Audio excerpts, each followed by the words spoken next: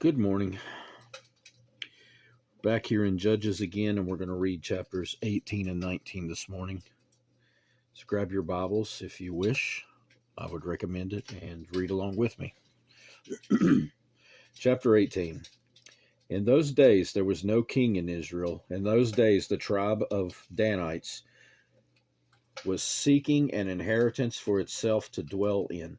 For until the day their inheritance among the tribes of Israel had not fallen to them. So the children of Dan sent 5 men of their family from their territories, men of valor, from Zorah and Eshtaol, to spy out the land and search it.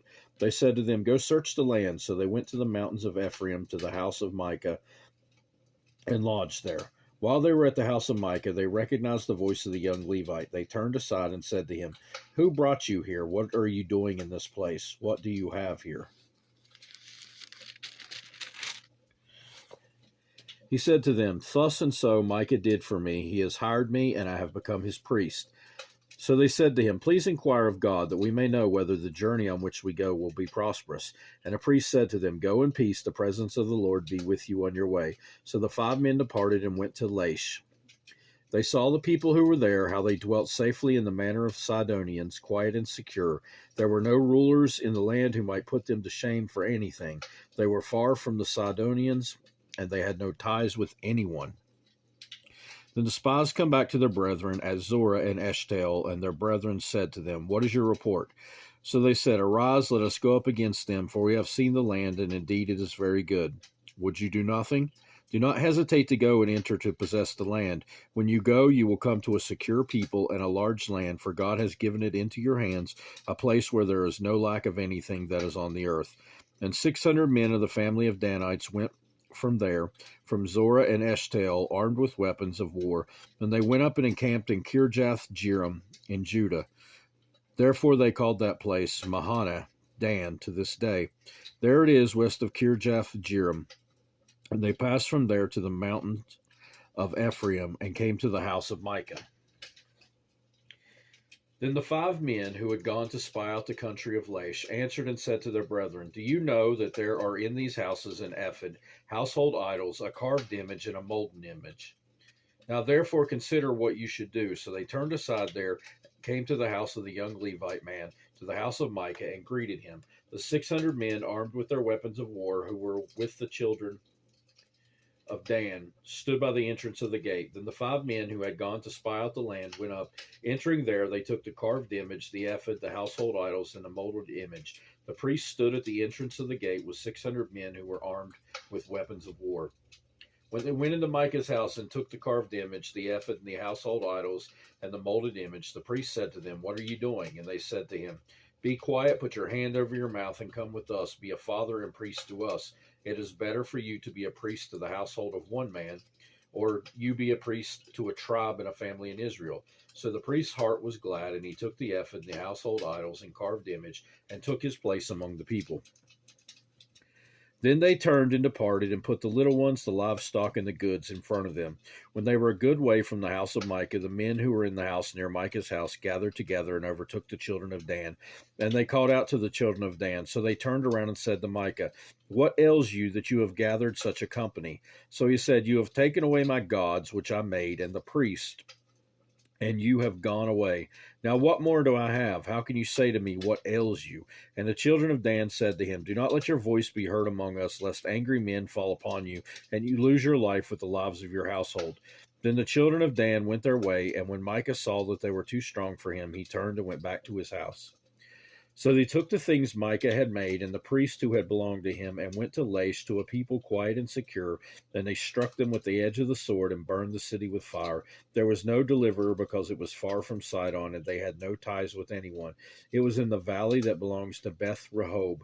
And they rebuilt the city and dwelt there, and they called the name of the city Dan, after the name of Dan, their father, who was born in Israel. However, the name of the city formerly was Laish. Then the children of Dan set up for themselves carved images, and Jonathan the son of Gershom, the son of Manasseh, and his sons were priests to the tribe of Dan until the day of the captivity of the land. So they set up for themselves Micah's carved image, which he made all the time that the house of God was in Shiloh. Chapter 19. And it came to pass in those days, when there was no king in Israel, that there was a certain Levite staying in the remote mountains of Ephraim. He took for himself a concubine from Bethlehem in Judah.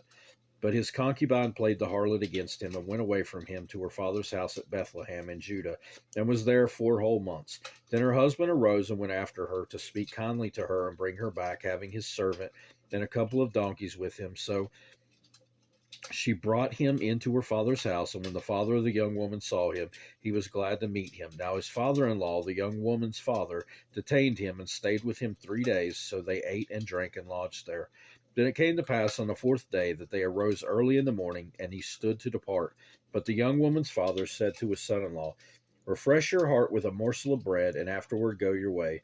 So they sat down, the two of them ate and drank together. Then the young woman's father said to the man, please be content to stay all night, and let your heart be merry. And when the man stood to depart, his father-in-law urged him, so he lodged there again.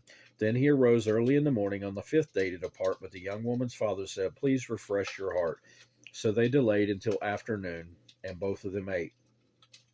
And when the man stood to depart, he and his concubine and his servant, his father-in-law, the young woman's father, said to him, look, the day is now drawing toward evening. Please spend the night. See, the day is coming to an end.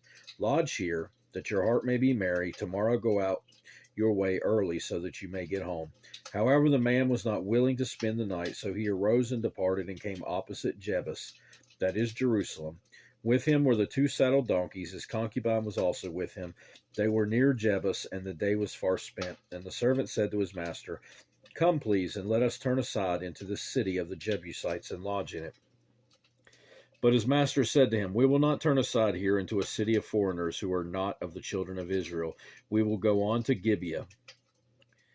So he said to his servant, come, let us draw near to one of these places and spend the night in Gibeah or in Ramah.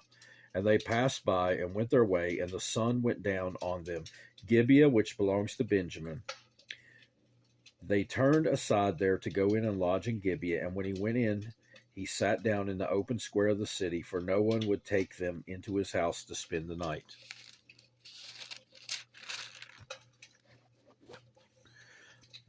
Just then an old man came in from his work in the field at evening, who was also from the mountains of Ephraim. He was staying in Gibeah, whereas the men of the place were Benjamites.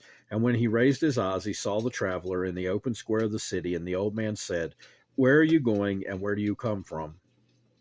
So he said to him, we are passing from Bethlehem to in Judah, toward the remote mountain of Ephraim. I am from there. I went to Bethlehem in Judah. Now I am going to the house of the Lord, but there is no one who will take me into his house. Although we have both straw and fodder for our donkeys, and bread and wine for ourselves, for your female servant, and for the young man who is with your servant, there is no lack of anything. And the old man said, peace be with you. However, let all your needs be my responsibility. Only do not spend the night in the open square. So he brought him into the house and gave fodder to the donkeys, and he washed their feet and ate and drank. As they were enjoying themselves, suddenly certain men of the city, perverted men, surrounded the house and beat on the door. They spoke to the master of the house, the old man, saying, bring out the man who came to your house, that we may know him carnally. But the man, the master of the house, went out to them and said to them, no, my brethren, I beg you, do not act so wickedly. Seeing this man has come into my house, do not commit this outrage. Look, here is my virgin daughter and the man's concubine. Let me bring them out now. Humble them and do with them as you please. But to this man do not do such a vile thing. But the men would not heed him. So the man took his concubine and brought her out to them. And they knew her and abused her all night until morning. And when the day began to break, they let her go. Then the woman came as that the day was dawning, and fell down at the door of the man's house where her master was, till it was light. When her master arose in the morning and opened the door of the house and went out to go his way, there was his concubine fallen at the door of the house with her hands on the threshold. And he said to her, get up and let us be going. But there was no answer. So the man lifted her onto the donkey, and the man got up and went to his place. When he entered his house, he took a knife, laid hold of his concubine, and divided her into 12 pieces, limb by limb, and sent her throughout all the territory of Israel.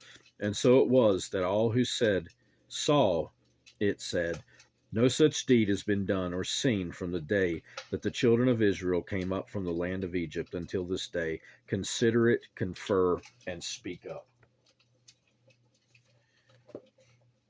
And that will do it for this time. God willing, we'll be back again soon to carry on in Judges. I hope you have a great rest of your day, and grab your Bibles and read for yourselves.